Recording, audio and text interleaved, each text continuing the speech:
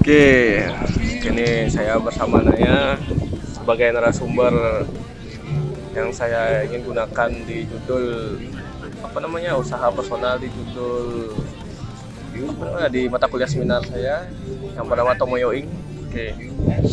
Oke nih, silakan perkenalkan dirinya sore. Perkenalkan, nama saya Ilham Nayang Kitama. Saya lulusan IDB juga, dan saya memiliki usaha bernama Tomoyo Ing. Ya, sekarang saya ingin mewawancarai dia dengan beberapa pertanyaan ya untuk melengkapi materi yang saya perlukan di mata kuliah seminar ini.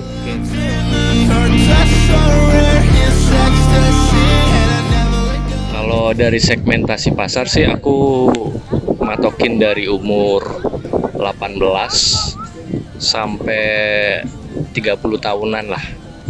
Karena rata-rata orang-orang di umur segitu kan lebih mengutamakan fashion ya. Dan menurutku di rata-rata umur segitu mereka akan lebih suka dan lebih terbuka sama tato-tato dalam dunia tato lah.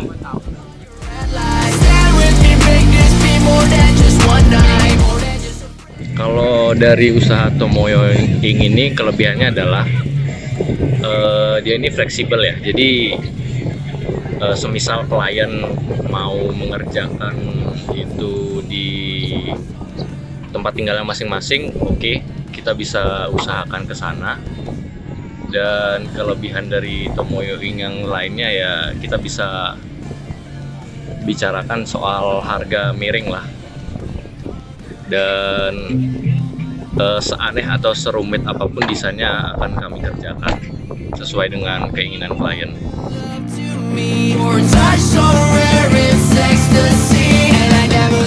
Untuk kelemahannya ya nggak semua orang pengen punya tato ya.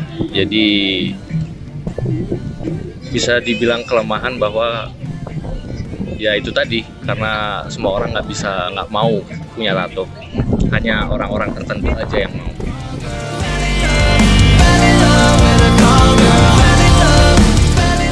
Peluangnya adalah di zaman yang sekarang ini tato itu bukan lagi dicap kriminal ya, tetapi lebih ke fashion.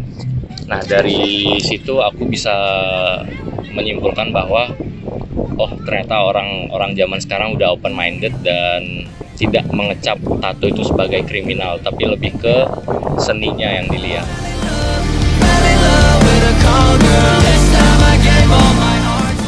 Untuk pesaing pasti ada ya, apalagi di Bali itu hampir di semua pinggir jalan bisa kita lihat ada tato studio yang dari harga yang murah sampai yang dan memiliki stylenya masing-masing. Tentunya itu adalah ancaman bagi pesaing lah, bagi Tomoyo Ing sendiri.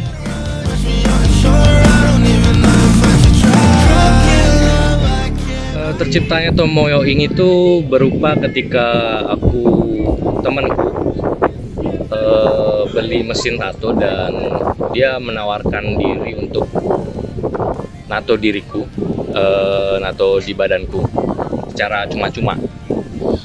Dan dari situ aku tertarik untuk belajar tato sendiri, nakunin gimana caranya sih nato yang bener, atau dari segi hygiene-nya gimana sih caranya. Ya, dari situ aku juga mulai kulik-kulik berapa sih harga mesin dan apa aja yang diperluin. Nah, dari situlah Tomoyo Ing terlahir.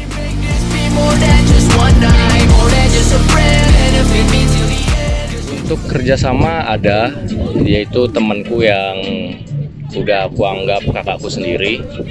Dari situ kita sama-sama belajar untuk ngehandle teknik ini gimana sih caranya, dan untuk kerumitan dan standar yang klien minta ini kira-kira price listnya berapa nih. Dan di situ aku juga kadang sering numpang studio ke dia. Jadi ada. Oke, thank you untuk Naya sebagai pemilik usaha Tomoyo Ink. Terima kasih juga sudah memilih saya untuk diwawancarai untuk tugas Bapak Putra.